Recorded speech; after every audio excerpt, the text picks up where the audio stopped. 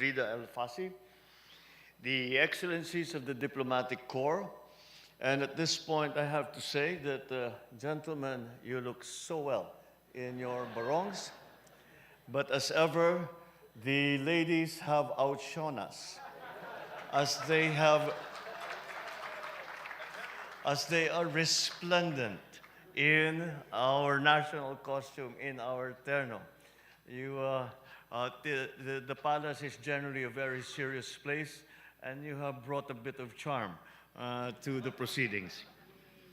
Executive Secretary Lucas Bersamin, the honorable members of the Cabinet, Foreign Affairs Acting Secretary Charles Jose, and of course, First Lady Luis Araneta Marcos, my fellow workers in government, honorable guests, ladies and gentlemen, good evening. It is always with joy that I once again welcome all of you today as we join the entire nation in this proud occasion of celebrating the 127th anniversary of Philippine independence. From the birth of our statehood to this day, the country has forged a path to developing its national identity that is guided by the values of freedom and of democracy, as inspired by our own struggles. The bravery of our ancestors is certainly not lost on us. The virtue continues to flow in the veins of all Filipinos as a proud race that is known to have stood against mightier foes, both in times of peace and in conflict. Today, we muster once again that same courage in the face of new challenges confronting the nation and the world. When I first took office 3 years ago, my marching orders to our Department of Foreign Affairs and our foreign services were clear. Reintroduce the Philippines to the world. Inform the global community that the Philippines is open for business and that we seek mutually beneficial cooperation with countries around the world who share our values and our aspirations. In a manner of speaking, these marching orders are similar to the gargantuan task our revolutionary government had to accomplish when the Philippines declared independence on this day in 1898, when our envoys had to secure international recognition of our nascent republic. 127 years later, our diplomats are tasked to secure international support for the Philippines' national development agenda and the global recognition of our role as a reliable partner, a trusted peacemaker, and an innovative pathfinder. I am pleased that we have made such great strides in this endeavor.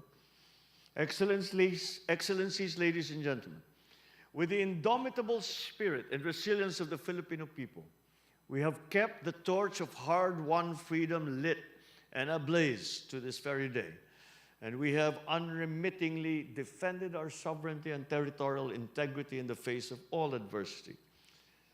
Our country has since gone a long way from a fledgling republic to an active and responsible member of the community of nations.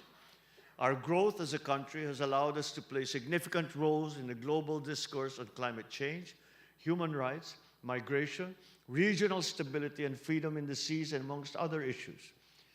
More than that, we have also expanded our diplomacy to include serving as consensus builders between and amongst nations on issues of international significance.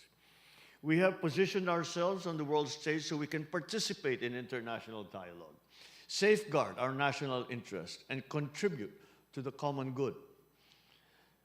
Excellencies, ladies and gentlemen, since taking the mantle of the presidency 3 years ago, I have made several pronouncements about charting an independent foreign policy as a constitutional mandate.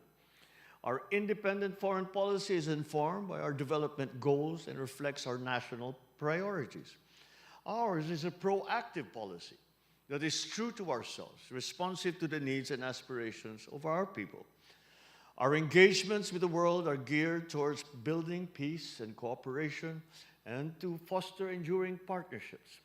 We build bridges, not walls. We forge alliances that are based on mutual respect, reciprocity, and shared goals.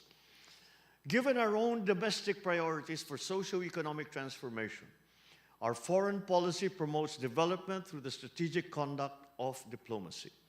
Our foreign policy strategic outlook is anchored in a long-term vision in Ambisyon Natin 2040 and the agenda of the Bagong Pilipinas, or the New Philippines. At this juncture, allow me to share some of the highlights of the state of play in the Philippine economy. I am pleased to note that the Philippine economy grew 5.4% in the first quarter of 2025 and is among the fastest in the ASEAN region despite rising global volatilities. This includes growth from major economic sectors of agriculture, forestry, fishing, industry, and services. We are confident that we will achieve the 6% growth target, the 6% GDP growth target in the coming quarters, driven by a steady fiscal consolidation, easing inflation, and progress in trade negotiation with key partners, amongst other initiatives. The forecast is supported by the IMF World Economic Outlook in April of 2025, which similarly painted a rosy projection for the Philippines to be the fastest growing economy among ASEAN 5 countries in 2025. Truly, the Philippines has become an economic standout in the region, owing to our demographic dividend that is young, future-ready, tech-savvy, fast-expanding digital economy, and business-friendly reforms.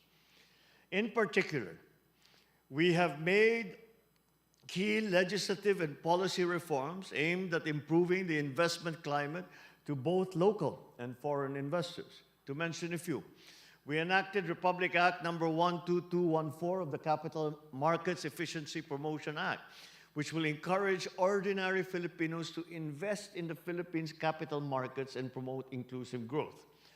We passed the corporate recovery and tax incentives of enterprises to maximize opportunities for reinvigorating the economy.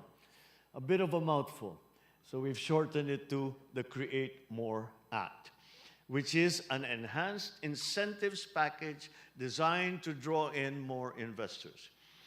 The law specifically addresses concerns on value-added tax exemptions and gives investors the flexibility to enjoy income tax holidays. We have also signed a joint memorandum circular on strengthening the coordination and mechanism between and among investment facilitation network members, integration of the provisions of Executive Order Number 18, Series of 2023. This circular manifests our resolve to seriously end bureaucratic red tape, improve the ease of doing business, and make the Philippines a more attractive destination for investors. On inflation, I am proud to announce that the inflation rate dropped to 1.3% in May of 2025, which is the lowest since November of 2019.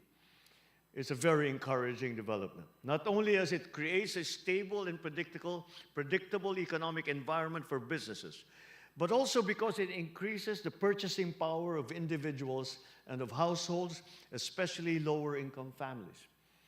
Adding to investors' confidence in the country is the exit of the Philippines from the Financial Action Task Force gray list a few months ago. This we would not have achieved without the help and trust of your governments. So once again, thank you very much. We are proud to have hosted the high-level conference of middle-income countries in April, which was participated in by the UN member states, the United Nations, and other international organizations. The meeting elevated the profile of middle-income countries as encapsulated by the Manila Declaration on Middle-Income Countries and marked the beginning of the Philippines' chairship of the like-minded group of middle-income countries. We would not have been able to accomplish this much without our invaluable partnerships that we have forged with you, the members of the diplomatic corps and the countries that you represent. Over the next 6 months and throughout the whole of 2026, we look forward to active collaboration with you as we prepare to chair the Association of Southeast Asian Nations. We have been already hard at work on the preparations for our chairship next year, and we will unveil our thematic priorities in due course. And so, Excellencies, ladies and gentlemen, I would like to take this opportunity to thank the members of the Diplomatic Corps for continuously supporting and working with the Philippine government on its many economic initiatives and endeavors, especially in strengthening our bilateral ties in key areas of mutual interest, including people-to-people linkages as an important foundation for our strong cooperation. As I have previously shared, the Philippines is running for a non-permanent seat in the United Nations Security Council for the term of 2027 to 2028. We just finished an election and I cannot stop campaigning. Our candidature is anchored in our country's legacy in multilateralism, as evidenced by our history of forging cooperation and seeking peace. We earnestly hope to receive the support of your respective governments in that bid. On this note, at this point, I would like to invite everyone to join me in a toast to everyone's very good health and long life, to our enduring friendships, and to the continuing deepening of the ties between our countries and our peoples. Mabuhay!